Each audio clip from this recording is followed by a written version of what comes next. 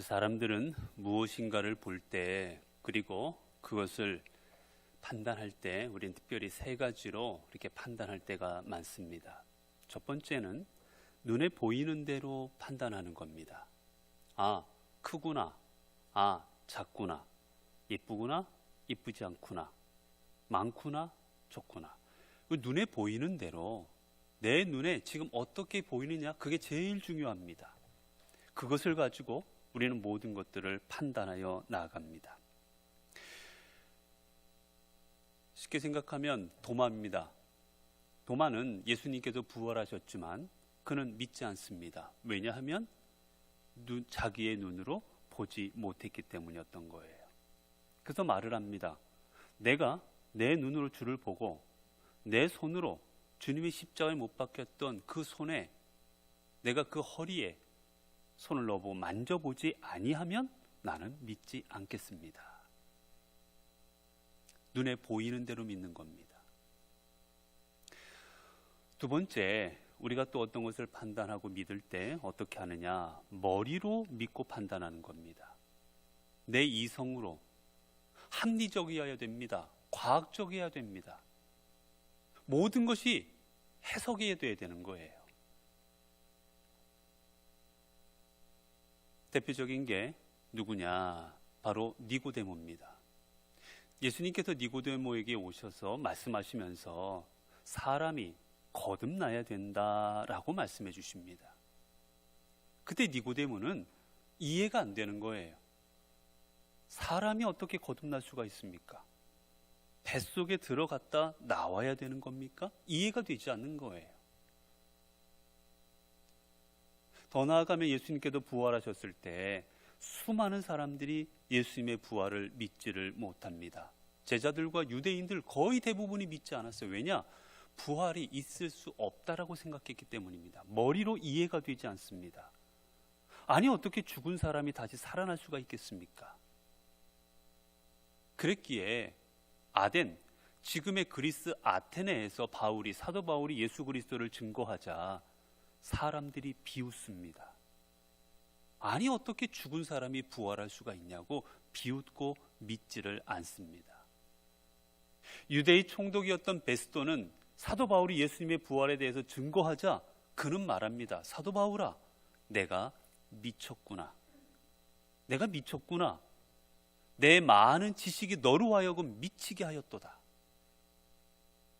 있을 수 없는 일이라는 거지요. 세 번째, 우리가 믿고 판단할 때 세 번째는 뭡니까? 믿음으로 믿고 판단하는 겁니다. 눈에는 보이지는 않지만, 내 손으로 만질 수는 없지만, 그리고 더 나아가면 내 머리로 이해할 수 없지만 그 너머에 역사하시는 하나님의 손길이 있다라는 걸 믿고, 그 손길로 인하여서 이 일들이 이루어짐을 믿고 나아가는 사람들입니다. 대표적인 게 성경에 있는 믿음의 사람들이죠. 아브라함입니다. 갈 바를 알지 못하였지만, 내가 가야 될 곳을 보지 못했지만, 내가 가야 될 곳에 대한 하나님의 설명을 듣지 못했지만 그는 하나님께서 역사하여 주실 줄로 믿고 나아갑니다. 모세도 마찬가지예요. 다윗도 마찬가지예요. 믿음의 사람들은 눈에 안 보여도 머리로 이해가 되지 않아도 하나님께서 이끄심을 믿고 나아가는 겁니다. 나에게는 하나님이 있다고 생각하고 하나님이 역사하실 줄로 믿고 나아갈 때 하나님은 역사하셨고 그 삶의 인도자가 되어 주셨었습니다. 우리나라의 가장 큰 비극 중에 하나는 바로 6.25 전쟁일 것입니다. 우리가 6.25 전쟁이 났을 때 우리나라는 완전히 풍전등화였습니다. 북한군이 밀고 내려오는데 막을 방법이 없었습니다. 순식간에 전 나라가 공산화되기 직전이었습니다. 이 부산 조금 이쪽을 빼놓고는 전 나라가 공산화되었습니다. 그들의 무기, 그들의 공격을 막아낼 방법이 우리의 힘으로는 없었던 겁니다. 그럼에도 불구하고 우리가 이 전쟁에서 지지 않을 수 있었던 가장 큰 이유는 연합군의 개입이었습니다. 유엔에서 우리나라의 연합군들을 파병해서 그 연합군들로 하여금 함께 막고 전쟁하게 할 때 우리는 비로소 전열을 가다듬고 이들을 막아낼 수가 있었던 거예요. 그런데 실은 우리나라의 연합군이 파병되는 일은 불가능한 일이었습니다. 왜냐하면 유엔군이 파병이 되려면 유엔 안전보장이사회에서 승인이 나야 되는데 안전보장이사회는 만장일치제입니다. 한 나라라도 그 나라 중에 반대하면, 이사국 중에 한 나라도 반대하면 이루어질 수가 없어요. 지금도 그래서 무슨 일을 할 때마다 중국이든 러시아든 아니면 미국이든 한 나라만 반대해도 아무것도 하지 못합니다. 그런데 그 나라 중에 누가 있었느냐? 소련이 있었어요. 소련은 우리나라를 침략하도록 옆에서 도운 나라입니다. 그런데 어떻게 그 나라가 파병을 승인할 수가 있겠습니까? 불가능한 일이었어요. 그런데 안전보장이사회에서 우리나라의 승인을 파병하고 결정하는 그날 러시아가 불참을 합니다. 사실 그 안에는 정치적인 이유가 있었지만 결론적으로 놓고 보면 그들은 그 결정하는 자리에 나오지를 않습니다. 결국 러시아를 제외하고 만장일치로 해서 파병이 결정되었고, 그리고 우리나라에 유엔군들이 파병이 된 겁니다. 이후에 이 일들이 잘못된 걸 알고는 러시아가 자신들이 참석하지 않았으므로 무효다라고 주장했지만 받아들여지지를 않았지요.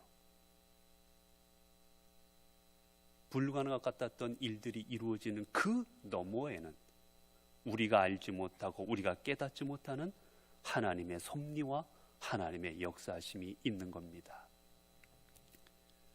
가나안을 목전에 두었던 이스라엘 백성들, 그들은 이제 꿈에도 그리던 그 가나안 땅을 앞에 두었지만 그들은 그 앞에서 기뻐하고 찬양하고 감사했던 게 아니라 가나안 앞에서 밤새도록 대성통곡을 합니다. 우리가 여기까지 어떻게 왔는데 여기서 죽게 되었구나. 차라리 애굽에서 죽었더라면 좋았을 것을, 아니 차라리 저 광야에서 죽었으면 좋았을 것을 왜 여기까지 와서 죽어야 되느냐고 그들은 대성통곡을 합니다. 그들 앞에 새로운 기회, 새로운 땅, 희망이 놓여져 있었지만 그들은 희망의 땅으로 나아갈 생각을 하지 않습니다. 기회의 땅으로 나아갈 생각을 하지 않고 그저 울부짖고 원망하고 불평하기만 하고 결국 그들은 다시 광야로 돌아가 버리고 맙니다. 차라리 저 모세를 없애버리고 우리의 새 지도자를 세워서 애굽으로 돌아가자라고 말을 합니다. 이들이 왜 그랬을까? 여러분, 사실 그들이 가데스 바네아라고 그 가나안 앞에 도착했을 때 가나안에 있던 민족들이 전쟁하자고 쫓아온 것도 아니었습니다. 그 어떤 나라가 이들에게 선전포고한 것도 아니었어요. 아무 일도 일어나지 않았습니다.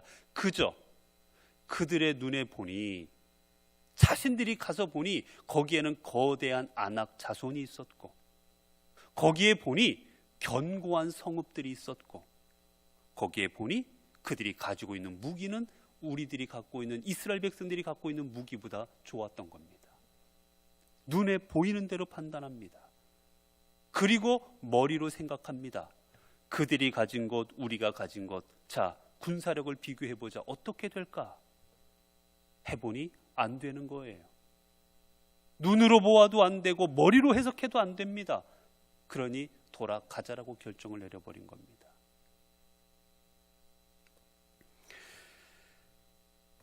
이제 40년이 지나갔습니다.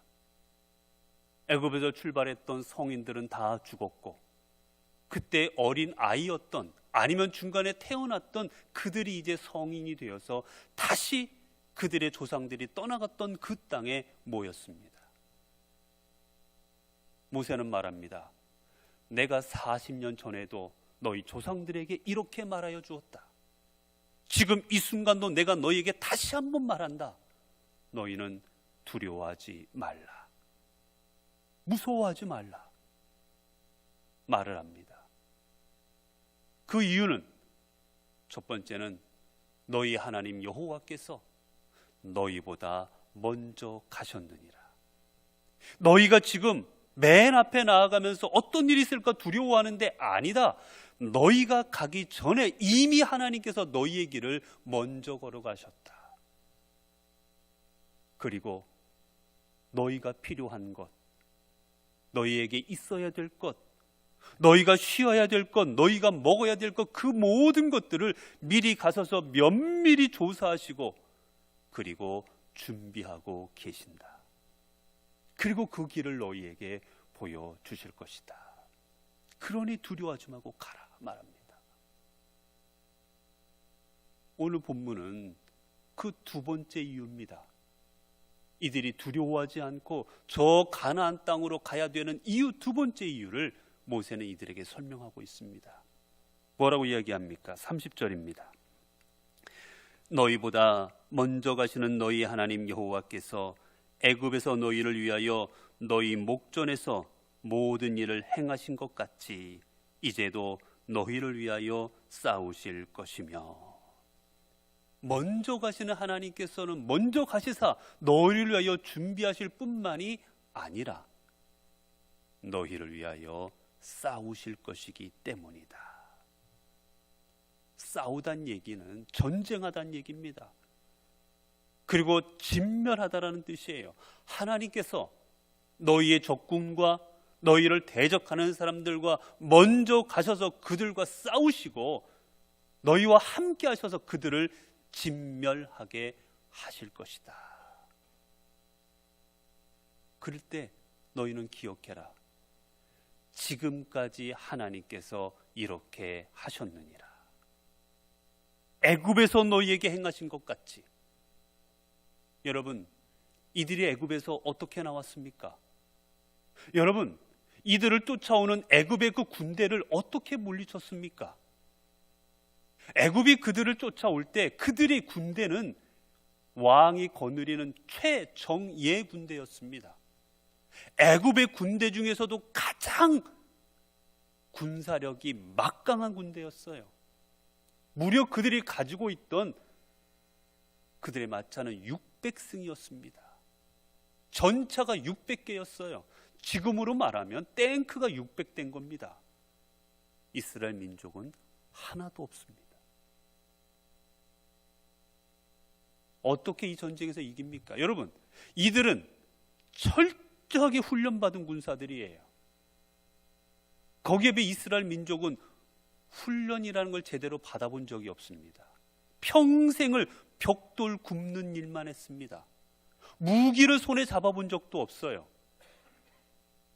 게다가 무기라고 하면 애굽의 무기와 이들이 갖고 있는 무기는 비교가 되지 않을 정도입니다. 그런데 결론은 이스라엘이 이깁니다. 저러든 다 홍해에 빠져 죽게 되죠. 어떻게 그런 일이 벌어집니까? 하나님이 싸우셨기 때문인 겁니다.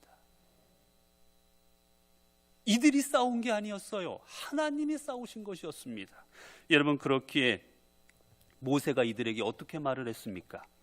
출애굽기에 보면 모세가 백성에게 이르되 너희는 두려워하지 말고 가만히 서서 여호와께서 오늘 너희를 위하여 행하시는 구원을 보라. 너희가 오늘 본 애굽 사람을 영원히 다시 보지 아니하리라. 여호와께서 너희를 위하여 싸우시리니 너희는 가만히 있을지어다. 너희는 소란 떨지 마라. 너는 두려워 떨지 마라. 여호와 하나님께서 너희를 위하여 싸우시사 저들을 다시는 보지 아니할 것이다. 여러분, 이후에 이제까지 하나님께서는 이렇게 애굽에서 그들을 탈출하는 과정에서도 그들을 위하여 싸워주신 하나님이었습니다. 그 이후도 하나님께서 똑같이 인도하십니다. 르비딤에서 아말렉과 전쟁을 하게 되었습니다. 역시 마찬가지예요. 아말렉은 전쟁을 하고 준비한 군사들이 있었습니다. 이들은 군사가 없었어요. 그저 장정들이 아무거나 손에 들고 나아가서 싸우는 것밖에 없었습니다. 역시 군사력과 모든 것에서 비교가 되지 않고 이 전쟁은 실패할 수밖에 없는 전쟁, 질 수밖에 없는 전쟁이었어요. 그런데 어떡합니까? 여호수아가 민족들을 이끌고 나가 싸움을 하는데 그 싸우는 과정을 보고 모세가 저 높은 산에 올라가서 그 전쟁하는 전쟁터를 바라보고 손을 들고 기도하기 시작합니다. 하나님, 하나님의 백성이오니 하나님께서 도와주셔서 이기게 하옵소서. 기도하기 시작해요. 그러자 놀라운 일이 벌어집니다. 질 수밖에 없는 전쟁이었는데 모세가 손을 올리고 기도하면 이깁니다. 그리고 팔이 아파서 손을 내려버리면 다시 지는 거예요. 어쩔 수 없이 모세가 손을 계속 들고 있어야 팔이 아픕니다. 내릴 수밖에 없는 상황이 되자 아론과 훌이 옆에서 손을 들어줍니다. 결국 그 전쟁에서 승리합니다. 이때 모세와 이스라엘 백성들이 고백을 합니다. 출애굽기 17장의 말씀입니다. 모세가 제단을 쌓고 그 이름을 여호와 니시라 하고 이르되 여호와께서 맹세하시기를 여호와가 아말렉과 더불어 대대로 싸우리라 하셨다 하였더라. 이들은 그 전쟁에서 승리하고 난 다음에 거기다가 단을 쌓고 고백합니다. 여호와 니시. 니시라는 말은 깃발을 말하는 거예요. 여호와 하나님이 우리의 깃발이 되십니다. 이건 무슨 의미입니까? 우리가 여호와의 깃발 들고 나아가면, 우리가 여호와의 이름을 가지고 나아가면, 여호와 하나님과 함께 나아가면 하나님은 우리를 승리케 하십니다. 하나님이 싸우셔서 우리를 승리케 하십니다 라는 고백을 한 겁니다. 지금까지 그 하나님이 우리를 이렇게 승리케 하셨고 우리가 여호와 하나님 나의 깃발로 삼는 한 하나님은 앞으로도 영원토록 우리를 승리케 하여 주실 것입니다. 고백한 거예요. 여러분, 실제로 이들이 이후에 이제 가나안 땅에 들어갔을 때도 똑같은 일이 벌어집니다. 여리고성이 그들 앞에 놓여져 있습니다. 저 견고한 여리고성을 무너뜨릴 방법이 없습니다. 이들이 한 것이 무엇입니까? 하나님께서 하라는 대로 그 성을 돌며 기도합니다. 결국 하나님께서는 여리고성을 무너뜨리십니다. 여러분, 이들이 그 성을 향하여 돌멩이 하나라도 던진 게 없어요. 그 성을 무너뜨리고자 밑에 뭘 파고 들어간 것 하나 없습니다. 아무것도 하지 않고 그저 소리만 질렀습니다. 그런데 성읍이 와르르 무너져 버립니다. 왜 그랬습니까? 여호와 하나님이 싸우셨기 때문입니다. 여러분, 그렇습니다. 하나님은 이처럼 하나님을 나의 깃발로 삼고 하나님의 이름을 나의 중심으로 삼고 그 하나님과 함께 나아가는 자에게 능력을 주셔서 그 대적들로 하여금 승리케 하여 주시는 분이십니다. 여러분, 그럼 이제 우리가 해야 될 일은 무엇이겠습니까? 우리가 우리 앞에 놓여져 있는 수많은 일들을 이기고 극복하고 나아가는 우리가 해야 될 일은 무엇입니까? 이런 믿음의 사람과 믿음에 없는 사람의 차이는 하나님께서 하셔서 내가 승리한다라는 것을 고백하는 사람은 믿음의 사람이고, 어떤 일이 이루어졌을 때 내가 하였구나, 내 능력이구나, 내가 열심히 했구나, 내가 했다라고 생각하는 사람은 믿음이 없는 사람입니다. 그렇습니다. 오늘 우리가 해야 될 것은 간단합니다. 하나님이 나와 함께하여 주실 줄로 믿고 고백하고 나아가는 겁니다. 하나님과 함께 말입니다. 사울이 이스라엘의 초대 왕이 되었을 때 그는 하나님과 함께하며 수많은 전쟁에서 승리합니다. 그러나 그가 전쟁에서 승리하게 되자 자만하게 됩니다. 자만하면서 그가 한 일이 무엇입니까? 결국은 하나님한테 버림을 받는데 그 큰 이유 중에 하나가 무엇이냐? 승리의 그 모든 것을 자신으로 돌렸다라는 거예요. 아말렉과의 전쟁 후에 성경을 보게 되면 사울은 자신을 위하여 기념비를 세웁니다.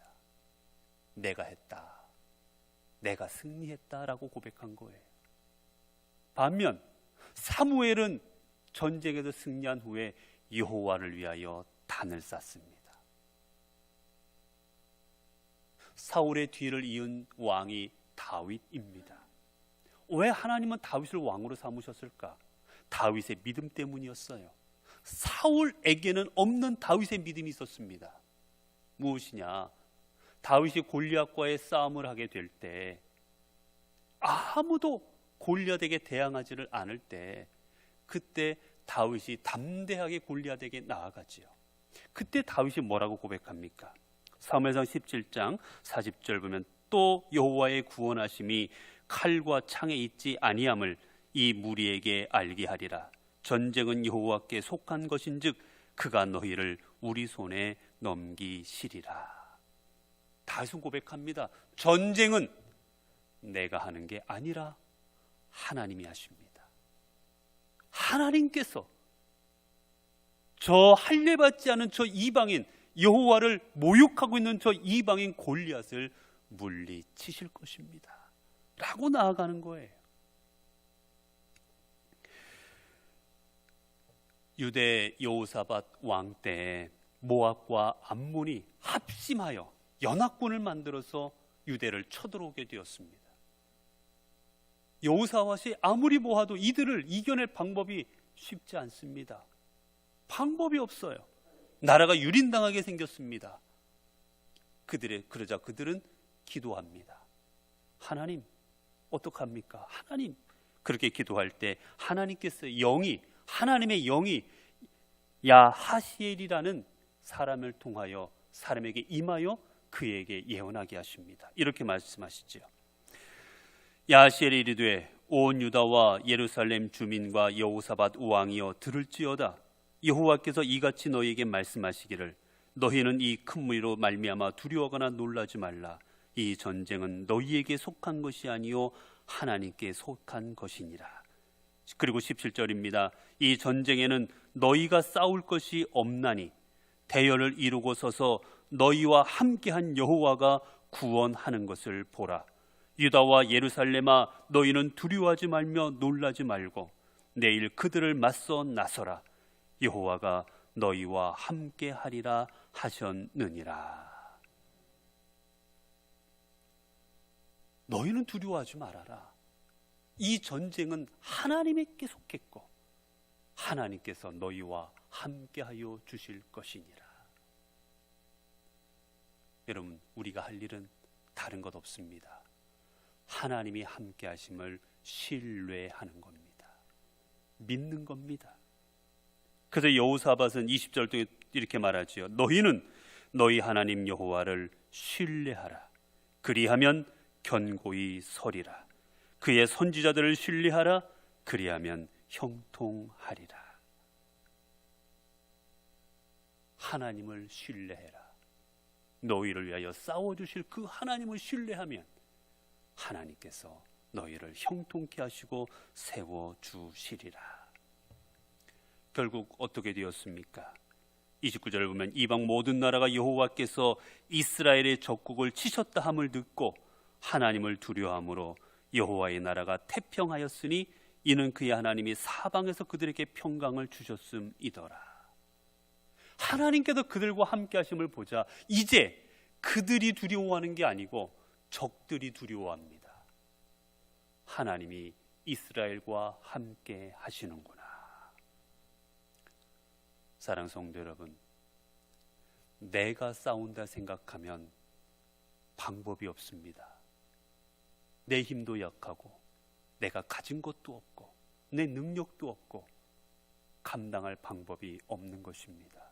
그러나 하나님이 싸우신다 생각하면 전지전능하시고 세상에 그 어떤 누구도 감히 대적할 수 없는 하나님께서 나를 위하여 싸우신다 생각하면 우리는 두려워할 게 없는 것입니다. 사랑하는 성도 여러분, 올 한 해도 우리에게 많은 일들이 놓여져 있을 것입니다. 올 한 해 살아가는 동안에도 때로는 우리에게 경제적인 문제, 아니면 실패하는 것, 아니면 낙담할 수많은 일들이 우리들 앞에 놓여져 있을 것입니다. 여러분, 그 모든 일 앞에서 두려워하거나 염려하지 마십시오.